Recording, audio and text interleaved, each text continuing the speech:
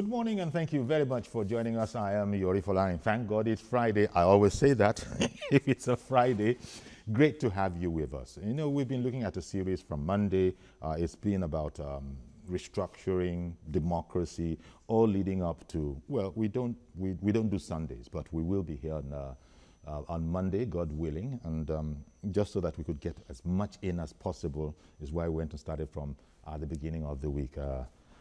Femi Akonde yesterday was with, you know, restructuring, reformatting, if you want, reforming local governments. Now, how about the press? But even beyond the press, shall we just say, mass media, the fourth estate of the realm. What part do they play in all of this? Traditionally, in Nigeria, they have a very, you know, a very respectable reputation. You go back to the founding fathers, you go back to the beginning of independence, the struggles for independence, and very few of the politicians of those days were not journalists. They moved on to other things. So there's been a very, very strong tradition of actually, you know, journaling, if you want, the Nigerian condition.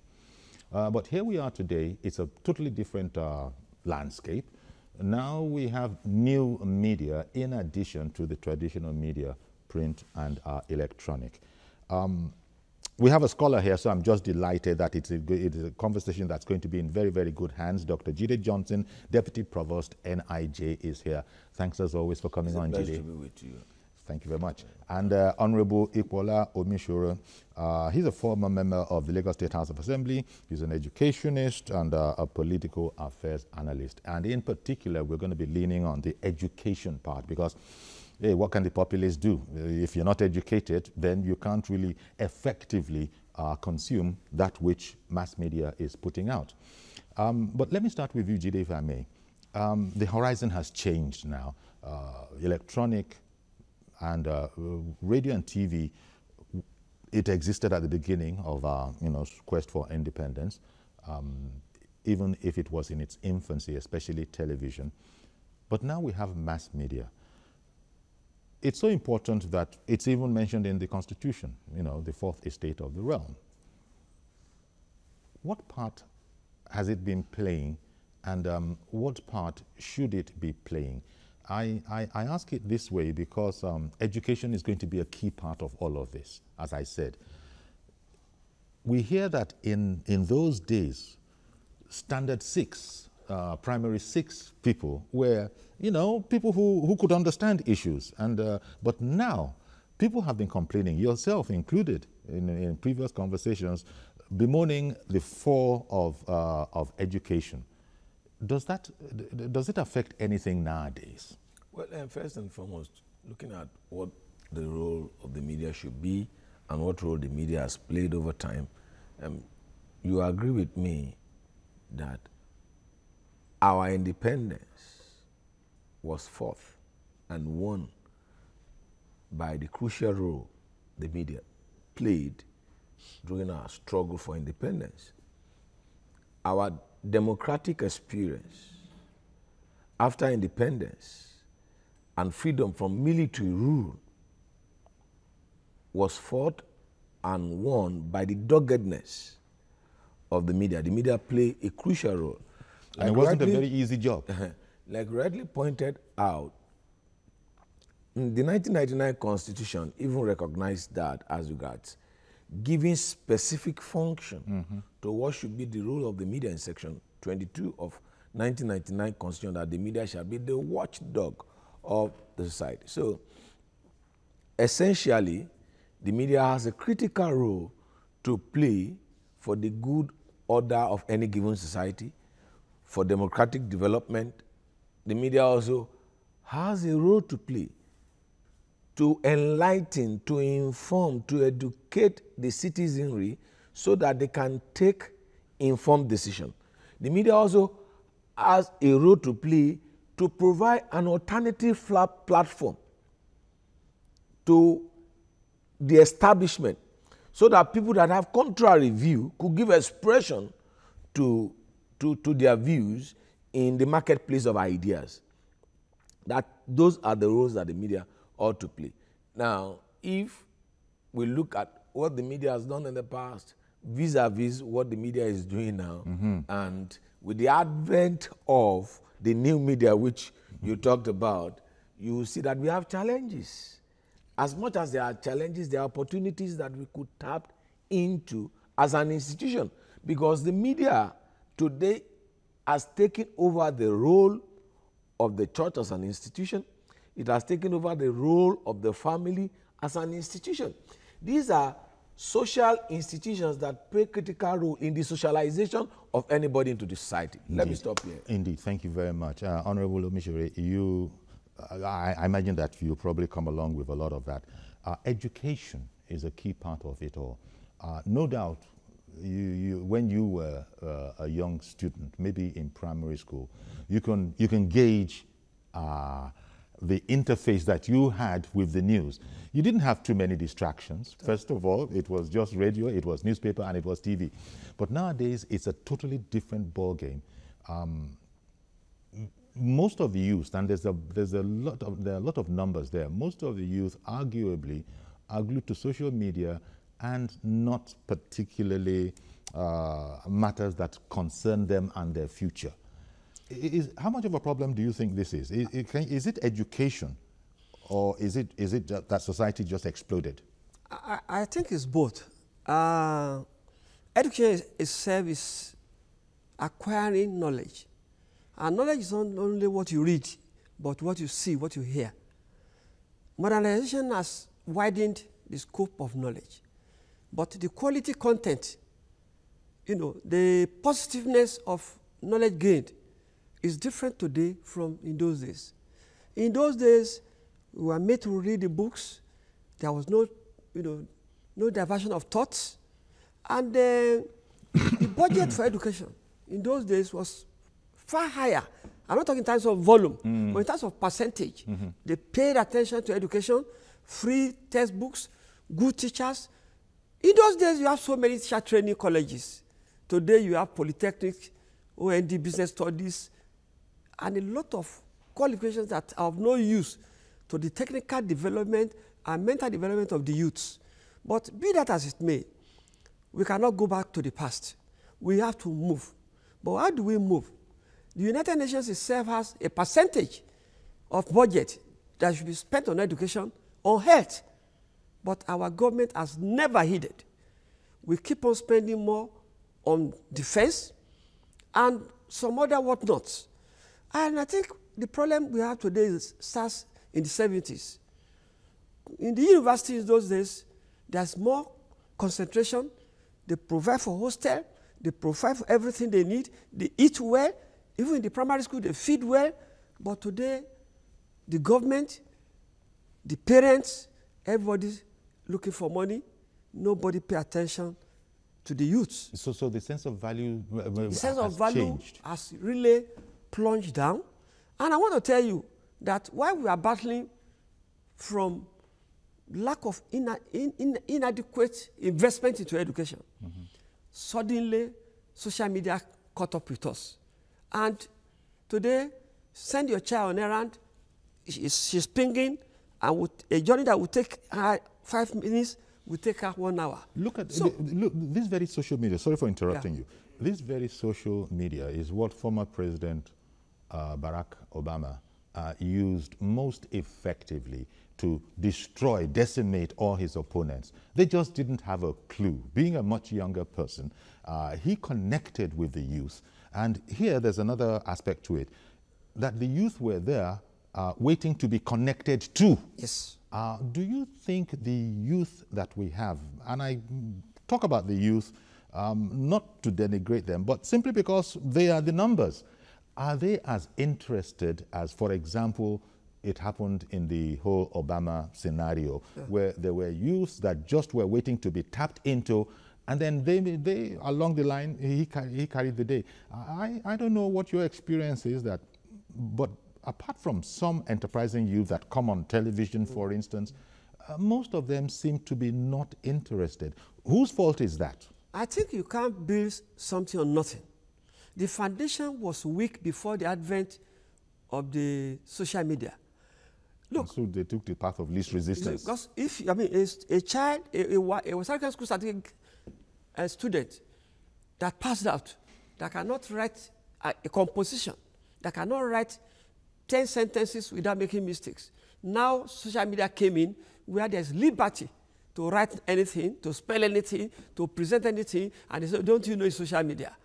And I want to tell you that Obama tapped on it with his campaign concept of "we can," and it caught fire.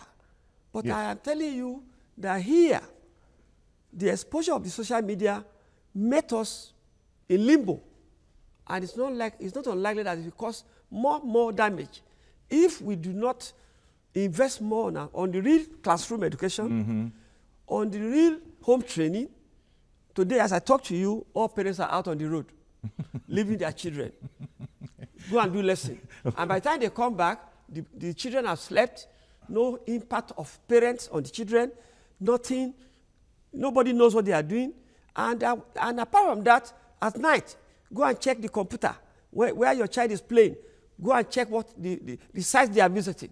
They are not visiting educative sites. Okay. They are not visiting sites where they can get more information to develop themselves. I think we need government and the parents to look more inwards into what social media is doing and what internet is doing. Assuming that we, the parents, are any better. Now, Dr. Johnson, what is the target audience of the media, of mass media? But in particular, you are concerned with training people who are going to go into electronic and the press. What will be the target with this kind of a scenario that we have? I'll come to that, but let me quickly just address this. You see, for us to put the blame of what is happening concerning the attention span, concerning the dedication and commitment of the younger generation to the advent of social media, we amount to us committing what I call an intellectual reductionism. Sorry, sir. Maybe I didn't make myself well understood. I'm really concerned with interesting the most people with those development issues that concern themselves. Yeah, this is where I'm going. You see, social media did not happen suddenly. Now, the world has gone digital.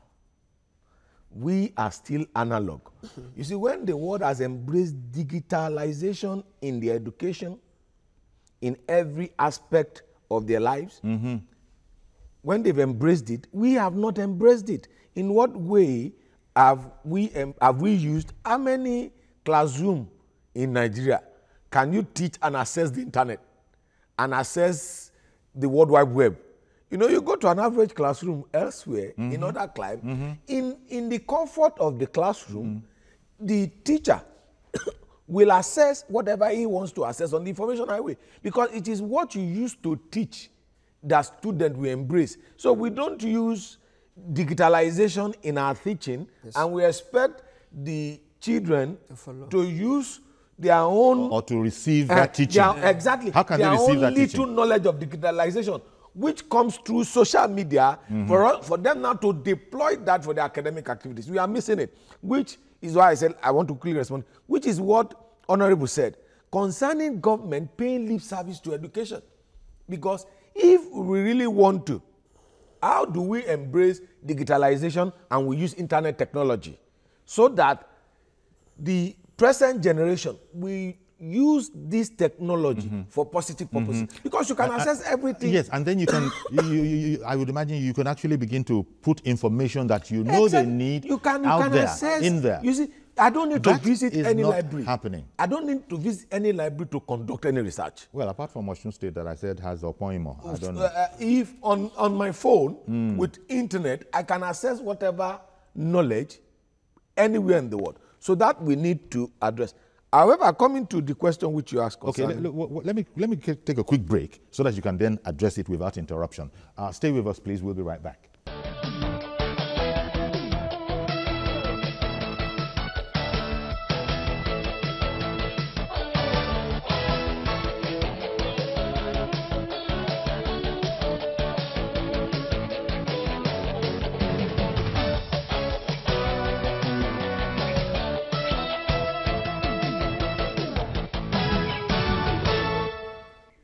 Okay, Okay, welcome back, and we're looking at, you know, all sorts of things, development and nationalistic.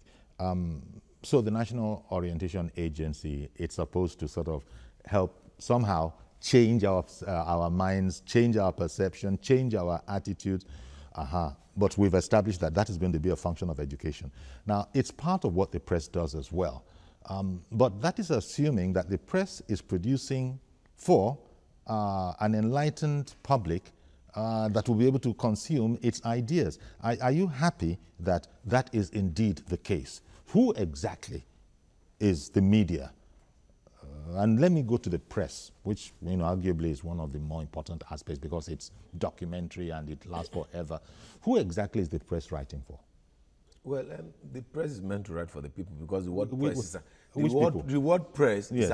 is an ancient word for people, large gathering of people. Okay. And if we take the word mass in sociology, Yes. it talks about large gathering of people. So when you say mass media, people's media. If you say press, large collection of people. So Okay. the press is meant to write for the people. It's meant to write for the generality of the people because you can never separate the level of literacy, enlightenment in any society from the crucial role that the media has to play in the society. However, you understand that for our long stay under the military regime, there was systematic attempt by various military regimes to annihilate the press, to reduce the press from performing its function. Now let's take the issue of the cost of production, the cost of buying newsprint. Now, what measure? I believe that if there is any sector that any government should subsidize, it should be the media. You know, and I've also advocated this, that you see all these television licenses, radio licenses that local government are collecting nationwide should be for the media organizations. And then the media organizations should be able to tap into these resources based on their programs rating. How many people are watching your program? How many people are reading your newspaper? How many people are listening to your programs on radio? So that the media can have the funding that is required to do its function. So, because in the past, the media had, for you to operate a media organization, you need a huge amount of resources. For the media to actually perform its function of getting the people adequately educated, it must be free from control. Control of political interest, control of people with economic interest, control of people that have commercial interests from agents, advertising agencies, and the rest of it. Now, if those are not taken care of, then you discover that the press will not be the voice of the people, but the press will become the voice of special interest. And gradually, the role, the function, the power of the media will be eroded. People will lose interest in what happens in the media. And we have faced that over the last 40 years. And that's a challenge. And that's cause for us to have a rethink, because we are talking about restructuring. Yes, and yes. that's cause for us to have a retreat, because the press is recognized as the fourth estate of the realm. And that really is the rub, Honorable Omishore. That is the rub for me. Vis-a-vis what Dr. Johnson has just said. I wonder if this thing has not been eroded, because these are ideas. Everybody's talking about, restructuring now. We come in here, intellectuals, big orgas, they can't even agree amongst themselves as to what restructuring actually is. Now, how about the masses out there? And I think this is important. And that's why I was wondering if the press has not found itself in a, in a cul-de-sac sort of a way, yet it has a tremendously important role to play. I don't know if it's relevant or not. Look at the whole Brexit wahala. The people of the UK voted to leave, and then as soon as the vote was cast and it was decided, now we hear recriminations and, oh, is that how did this happen? I didn't know, whatever. Well, so it can happen anywhere if you don't have people who can consume carefully, clearly disseminated messages. Well, I think the role of the press in restructuring is very, very clear. But what the people should know is that, and the media people should know, is that there is already restructuring in the media. Today, how many people read newspapers. The percentage has gone down, and the reading habits have been, much reduced. I mean, nobody go to the library. Nobody, only how many people buy newspapers. The readership per copy of newspapers is now higher. Yeah, but people read. Alaroye. If you want. That's what I'm coming. Those who will vote, those whose the economy will affect, are no readers of the big grammar journalism. And why don't they want to find out? Why are they not readers? I guess that's the question. Maybe it's in whoever's interest. Education decline. To keep them uninterested education decline, in these matters. Education decline itself has affected. In those days, you may be a barber, you may be a tailor, but you wanted to be informed. Your IQ, they were informed. But today, everybody's Okada rider. They care less about reading. And I can tell you that those of us that buy newspapers, we know how many people will read our copy. Sorry, sir. I wonder if you will agree that the sense of achievement has taken over, and the achievement is financial, pecuniary.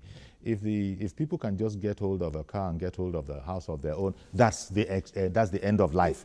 I have made it in life. Whereas before, it was all about developing the human being, developing the country, developing our environment. Developing even yourself. And developing yourself. In those days, we used to parade CV. I work at JC Ward, USC. We build it. So they get an average graduate of 10 years. His CV will show, if it's Sakati Nubu, his CV will say, I work with Sakati Nubu and Associates. Never exposed to any multinational, never exposed to any serious job. So the mentality has gone down to the extent that, why do I read newspapers? Koko Nuwero has no hype matters. You hear everything, and when your pocket is low, you are contented with what you hear. Well, Koko Nuroin, going to language newspapers, I think it's a good thing. Even newspaper review. Because not everybody speaks English. I know, even newspaper review in English. Yes. Is contented in an average poor man, yes, jobless man, yes, is contented enough with just that for the day. Just that, as opposed to wanting to crunch. And you see, in those days, some vendors were very bad businessmen. They push. They will go and sit down and be reading their own newspaper, to their own detriment. But what I'm trying to say now for the practitioners is that they should know that the trends are changing. People are now reading more of, vernacular newspapers, and online journalism is an area that will kill the conventional media, because. Well, okay, that's a debate that is still ongoing. Now, but I want to keep this within the context of development and restructuring. You asked the question that who do mainstream media rights for? They are for policymakers. Now they are for policymakers. There you go. And for the intellectual community. And what percentage? Now for the opinion holders. Now we have seen the failure of those institutions of the intellectual community. In the past, while we were growing up, once the presidency released the budget, once the budget comes, you see the intellectual community, they will take the budget of the government and they will tear it to pieces. They will talk about the positives and the negatives of the budget or any government policies. Those are the people that the mainstream media writes for. And he talks about the level of balance that we have in our stories, in our content that we dish out to the populace via various mediums. Now, talking about the new media, the new media offers a platform for everybody to hear his or her own voice. Like you said, Obama wouldn't have won without Facebook. Trump wouldn't have won without Twitter. Now, a tweet from Trump will generate many newspaper comments. Exactly. And now, it's for us to find a way to mainstream both and utilize both. In other climes, both have been integrated. But that comes to the issue of, now, if you travel along some places outside of Nigeria, you have hotspots where people could access internet. Now, if I use my money that I work so hard for, are you getting me, to buy data after I have You know, but are you will I now use the money to go and look for serious thing or something that will entertain me? So those are serious issues. But Dr. He Johnson talks about the digital divide, and it also talks about the issue of liberalization of digitalization, where people could have access to internet. All of that. British government, the American government took constructive steps 10, 20 years ago concerning that. But government has not taken any step concerning that. Now let me talk about this station. What would they cause this station to run on diesel? Just diesel to power. So this thing it has a lot of issues tied to it. And until we begin to address some of these basic issues, it will not be the function of the media alone. It will not be the function of the student alone, because it's a general societal problem, and that we must sit down to address. I was wondering as you were speaking if you were thinking that, look, if all of these things that you said we are lacking, if they happen to be provided, that somehow the people are ready to consume it, but the only reason they are not consuming it and are not keying into quality ideas, self-development ideas, is because they are denied the enabling environment. The right of access. The media talk about access. Yes. Do you think that is it?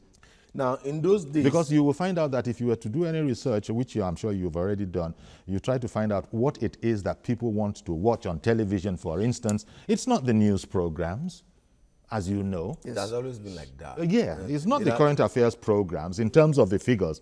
What they want to watch is scandal. What they want to watch is romance. What they want to watch is entertainment. So how can this now be parlayed into putting out messages, because these are different times, that are leading towards development and emancipation? But you know the little percentage that watch the news magazine program, that read the newspaper, they are the shapers and molders of opinion. Okay. The shapers and molders of opinion that shapes public discourse on any issue. And that community has lost its place and its relevance. I ask you now, how many people have you seen from the intellectual community that have come out to analyze one government policy? How many people in strategic studies have come out to say, okay, you know what, the issue happening in Niger Delta could be addressed but this even way. if they do it, sir, even if they do it, because are they not doing it to themselves? Exactly, because that's the platform. The media provides them the platform to do that. But systematically, do we allow that in our various media organizations? Because it's supposed to be for the development of society. Exactly. But so because there is a synergy between the intellectual community and the media. And what's that? Because they are both the intelligence of the society. What do we do in the media? The information we gather are intelligence. And now, does it flow? Let me take a break, and then I'll come back to you, sir. And we end up with politicians that probably don't care one jot about all these things that we're talking about, and they actually begin to run the affairs of our lives. Stay with us, please. We'll be right back. Welcome back. So in a way, on the really important issues that concern our lives, quite frankly, if it's business, everything is important, including the soaps and all of that. But for the really, really important things, Dr. Johnson says that the media essentially is talking to a very narrow policymakers and, you know, academics, intellectuals. No problem with all of that, so far as it improves our lives. But when we come to an election cycle, what usually happens is that people go off to the National Assembly, to the state assemblies, to the local government councils that don't care a hoot about all of this. I know I'm exaggerating, but you know, I'm exaggerating because it's probably somewhere in the region of maybe 10%, if you're going to be lucky, of people who are really able to grapple with these issues. So how is the media helping us, even though it's doing its job? Well, I think I'm glad that the learned man in journalism has really agreed that the media is just talking for less than 10% of society. Well, if that is the figure. And those 10% itself... You're supposed to go and break it down. But the problem of Nigeria is that over the years, you know, the middle class has been eliminated. It's either you are poor or you are rich. You don't they teach us class A, B, C, D, E. Today it's either A, B, C, D, finish. Poor man, rich man. And those, the little that have power of information, they are using it for themselves. They are not reaching out to the public. In those days, Professor Aluko, we break down the budget, we useless it, we tear it into pieces, and by the time it gets to the villager, they know exactly what the budget is. Yes. Today, nobody's communicating down the line. I heard and those of us who are politicians, all those with grammar we have talked on TV, radio, even social media. On the day of election, you will even see those people that knew exactly what to say, what to do on the field. They will not vote, they will not come home, they will not talk to the people, and the masses, they are devoid of information that can help them to make informed decisions. And because they don't like, they lack the education, which you established earlier. No. They lack the education to know, to be discerning about what is important and what is not important. In those days when they even lack education. We were helped as kids. We were helped by our parents. I know. Even our parents there, down to the villages, information gets down to them in the language they understand. They know the price of cocoa in world market. They know the price of cocoa is coming down. They know that government wants to give them water, give their children education, give them health center. Today, even when they hear, they don't believe anymore because we, the political class, we have betrayed them. So, the media now needs to do more. They need to really bypass. What is the media going to do if there is not an educated populace? See, they need to really bypass. And I don't mean by educated, well, it would be good to have a first degree, but you don't even need that to be able to comprehend what the issues are. They really need to bypass those brokers you mean that has failed to pass down information. Okay. So the media has to adjust its product? Yes. So that it can be consumed on a much wider scale? Wider scale. Something akin to what perhaps the social media is doing. Because right now, anybody is a publisher, whether you know what you're talking about or not. Information before. Whether you can spell or not. Now, I don't know that this is necessarily a plus. But you see, we have this immense power, and I'm afraid simply because we don't know what the priorities are, I would suggest, I'm guessing now, we don't know what the priorities are. So we're not able to tap into it and get the most out of it. We described how Obama was able to use it. They're using it all over the world in other countries. That brings us to the whole matter of hate speech. It is being used effectively for the negatives, for example, the new media. The other day, the Minister of Information, or the Minister of Information, he complained that, look, media, the new media, its awesome power is being deployed negatively. I agree. Now, if that can be done, but for development, it's not easy to do, I just don't know what's going on. Why can't the federal government, through the Ministry of Communications and its agency, NCC, work with the telecom service provider, provide hotspot in schools where we could use this technology? Why can't the federal government commissions agencies or put out a fund that people could access and we could develop apps, apps for education that kids could use apart from using their technology for social media engagement? They could also use the technology for educational purposes. As is being used in some places in Africa, in agriculture. How can't we, because, I talked about digitalization. Now, how can we develop app that will make somebody in the farm to have it, to let him predict the weather and everything? You see, but this is already being done in other places in Africa. These are what constructive government do. They provide that enabling environment. So for us to put all the problem on the shoulders of the media. But to be fair, even here locally, we got some bright young sparks who are writing, wonderful applications, apps, and you know the problem is I've seen more than 7. When they send their proposal to government, forget it. Somebody has to come from outside. It is gone. It is one gone. foundation or the other to take them seriously and work as an NGO with them. Exactly. Apple has apps for kids for education.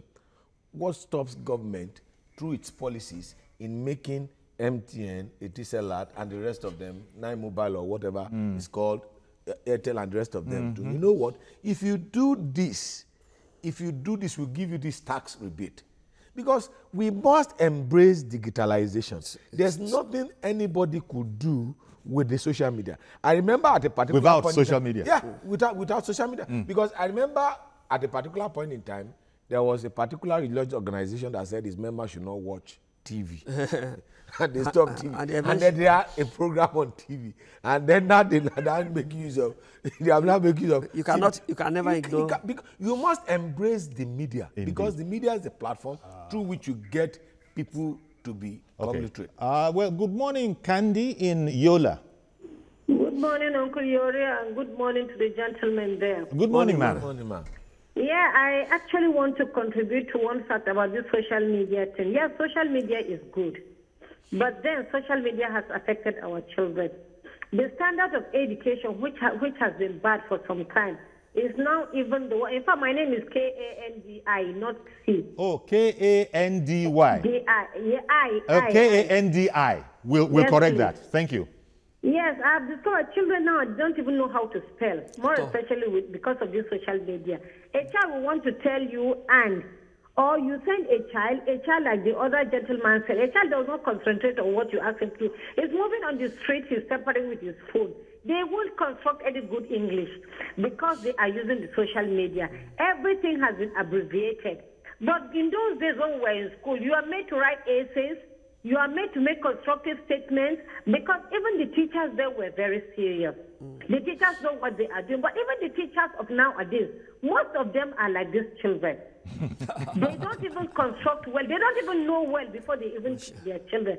So I want to believe that it is a thing of worry, that education should go back to where it used to be. Thank you very much. Thank you very much, Candy, for calling in, because what she's saying is what led in those days to discerning minds. Whether the youth of nowadays, in sufficient numbers, are proceeding as discerning minds. What is the teacher to student ratio when Candy and I were in school? There you go. Yeah. What's the teacher ratio? You have a situation whereby you have one English teacher to 220 students. Even if the teacher devotes one day to each and every student. So it's a vicious cycle. For the next one. So it's a vicious cycle. For the next 9-10 months, you cannot. Yet people keep celebrating our numbers. Exactly. That Nigeria is a very valuable marketplace. It's a systematic collapse. And that's what people are talking about. Restructuring. I have advocated it. I am not for territorial or geographical restructuring. Yeah. I am for institutional restructuring. You remember when Honorable started, he said that there is a particular specification of the amount of votes you devote to education and not defense. And systematically, over the years, we have paid lip service to education. So where you have more students than teachers, where you have more so we don't. Honorable was talking about something. Is it that we don't get it? That they used to eat chicken, they used to stay in the hostel. How many students in Unilag can stay in the hostel? When was the last time they built an hostel in Unilag or whatever? So it is beyond the children of these days. Good morning, Mr. Yori. Thank you for calling in. Good morning, the two gentlemen. Good morning, sir. This has to do with my area. And there's a need for me to make a meaningful contribution here. About the media, we have arrived at our own dawn now in Nigeria because there's a freedom of press. There's a freedom of expression and the press. And the social media issue. Social media, as far as Nigerian society is concerned, is captured. More especially in the and most of the things people go for, in Google and what have you, its result is hard, serious leadership academia.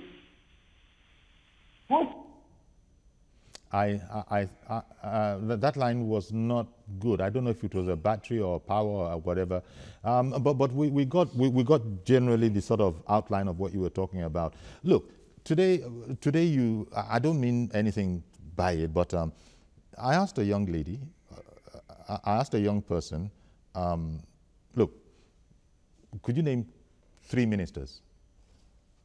They couldn't. Okay, how about 3 governors? They couldn't. The problem, and this is not a dumb person. So it just goes to perhaps indicate the level of interest, or shall we say disinterest, in what's going on among this most important of segments, the youth. But we'll stay with us, please. We'll take another break. We'll be right back.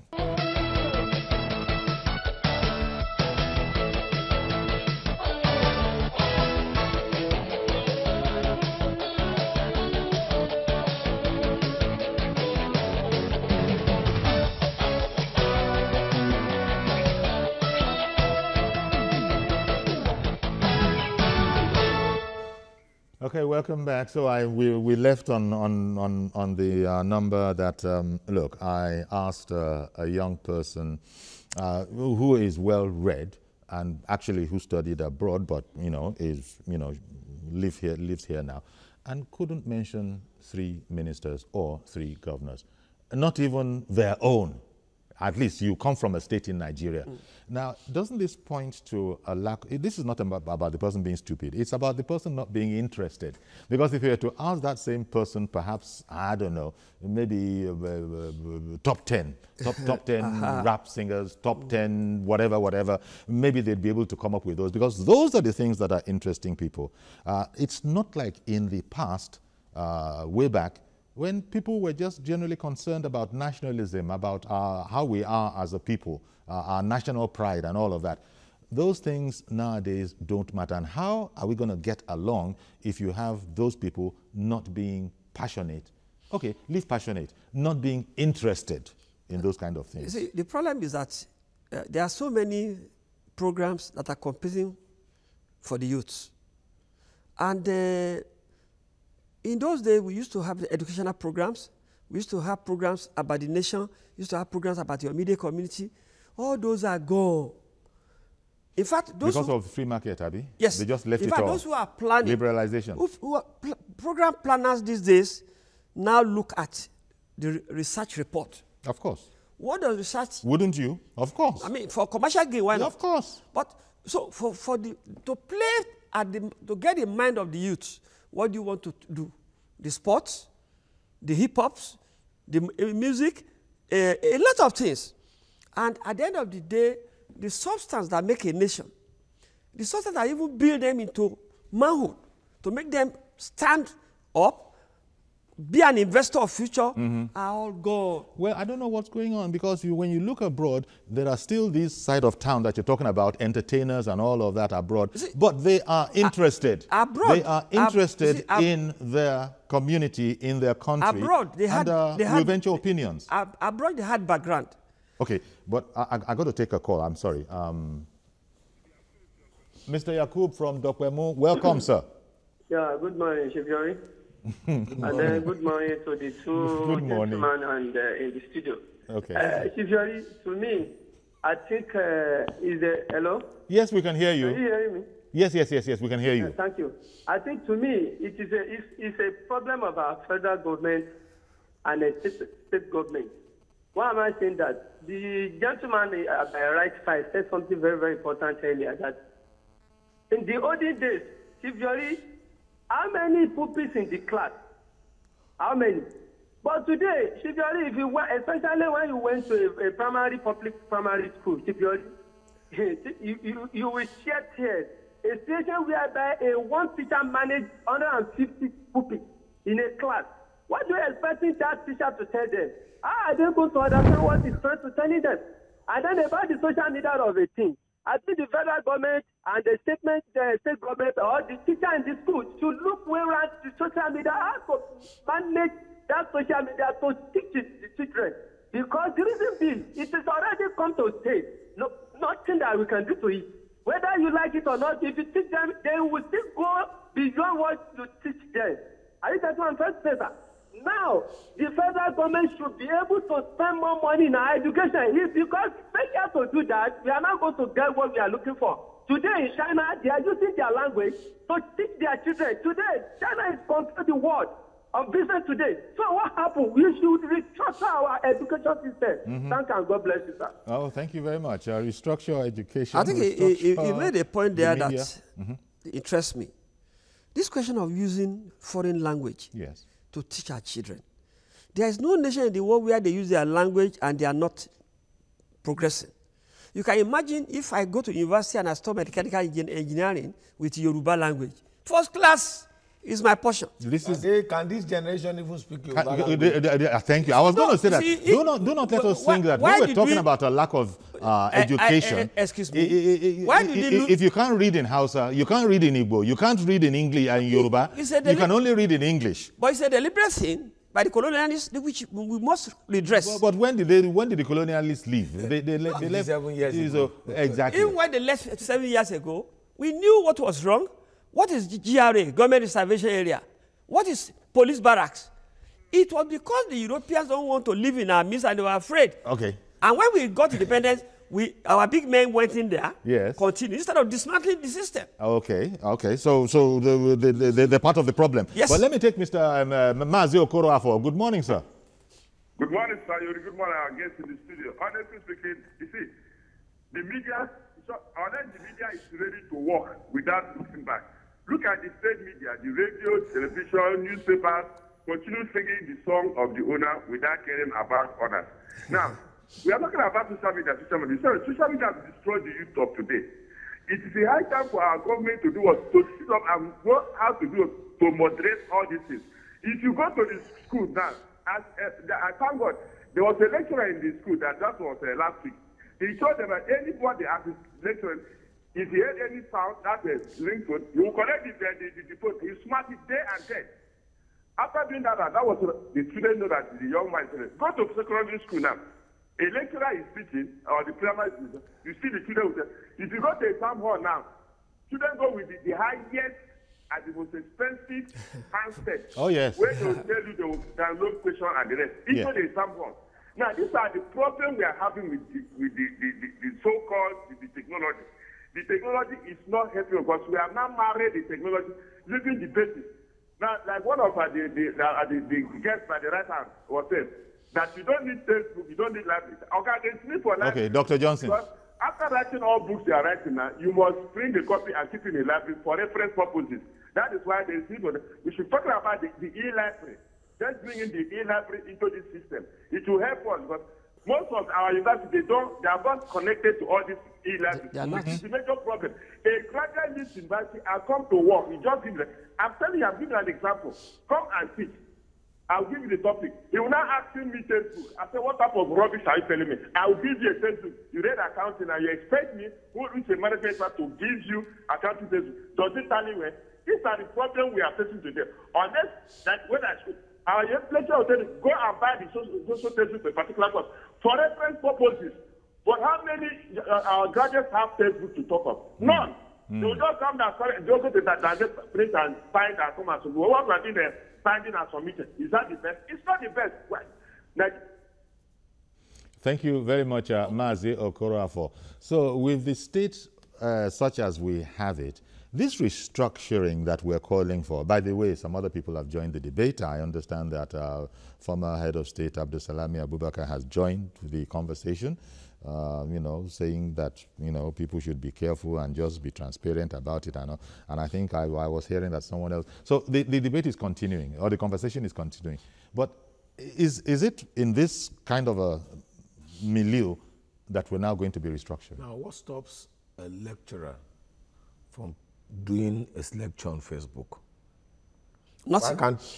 What stops you from doing your lecture on Instagram? What stops you from doing some lecture on Twitter? We must embrace. After all, doctors are performing operations on the internet now, remotely. Exactly. So we must embrace the technology and integrate it into our curriculum, into our educational system. Okay. That's not the problem. We employ TV in the 60s and in the 70s, educational broadcasting. Why can't we have social media education? We should restructure our education into to integrate that. To integrate, you must to integrate that. Okay, into I think we've talked about it. To integrate it. We pause the conversation for now. Exactly. Clearly, we're going to have to resume with the conversation, but there's a heck of a long way to go if we're going to get to where we need to be. To talk about restructuring, not too many people are interested. Of course, there's a vocal, tiny elite that is calling in and writing in the newspapers, but everybody that it concerns, I don't know if particularly funding. Indeed. Okay, You thank see, you. that tiny elite has generated a lot of conversation. That's who the mainstream media writes for. Okay then, thank you very much. Dr. Jide Johnson, Deputy Provost, NIJ, Nigerian Institute of Journalism, and Honorable Ikuola Omishore, former member, Lagos State House of Assembly, educationist and political affairs analyst. Thank you very much for coming on. Okay, so that's our program, and it's a Friday, so the next time is going to be Monday, even though Monday is a holiday. Monday is a holiday, but that doesn't concern us. Panopano doesn't have holiday. Happy Independence in advance on Sunday, and I'll say the same to you when I see you again on Monday, God willing. Bye-bye for now. I'm Yori Folare.